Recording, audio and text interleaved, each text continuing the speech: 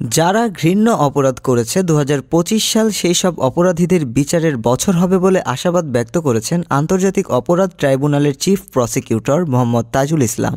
১ জানুয়ারি আন্তর্জাতিক অপরাধ ট্রাইব্যুনালের প্রাঙ্গণে সাংবাদিকদের ব্রিফিংয়ে তিনি এই আশাবাদ ব্যক্ত করেন। তাজুল ইসলাম বলেন, ছাত্র জনতার বিপ্লবের মধ্য দিয়ে বাংলাদেশে একটা নতুন সূর্যোদয় হয়েছে এবং ২০২৫ সাল আমরা শুরু করতে পেরেছি স্বৈরশাসন মুক্ত পরিবেশে। ২০২৫ সালে বাংলাদেশের অনেক বড় বড় অগ্রাধিকার আছে। সবচেয়ে বড় অগ্রাধিকার এবং সবাই যেটা চান তা হচ্ছে গত ১৬ বছর ধরে বাংলাদেশে যে সমস্ত মানবতাবিরোধী অপরাধ হয়েছে, গণহত্যা হয়েছে, জুলুম নির্যাতন নিপীড়ন হয়েছে, সেগুলোর সঠিক ও সুষ্ঠু বিচার শেষ করা। আন্তর্জাতিক অপরাধ ট্রাইব্যুনালের উপরে প্রত্যাশার অনেক বড় চাপ আছে উল্লেখ করে চিফ প্রসিকিউটর বলেন, দীর্ঘ সময় ধরে দেশে যে অপরাধগুলো হয়েছে তার ন্যায় বিচার নিশ্চিত করা প্রয়োজন।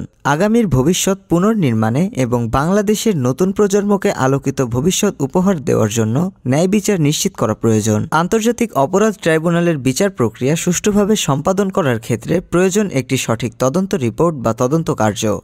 যে তদন্ত কার্য এখন চলমান আছে, তদন্ত কার্য সমাপ্ত হওয়ার সাথে সাথে বিচার প্রক্রিয়া শুরু এবং শেষ হওয়ার একটা সম্পর্ক আছে।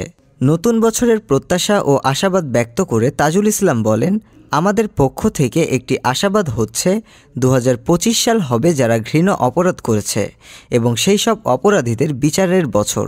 সেই আকাঙ্ক্ষাকে সামনে রেখে কাজ করে চলেছি। আমরা চেষ্টা করব ২০২৫ সাল যেন বাংলাদেশের সুবর্ণ ইতিহাসের বছর হয়।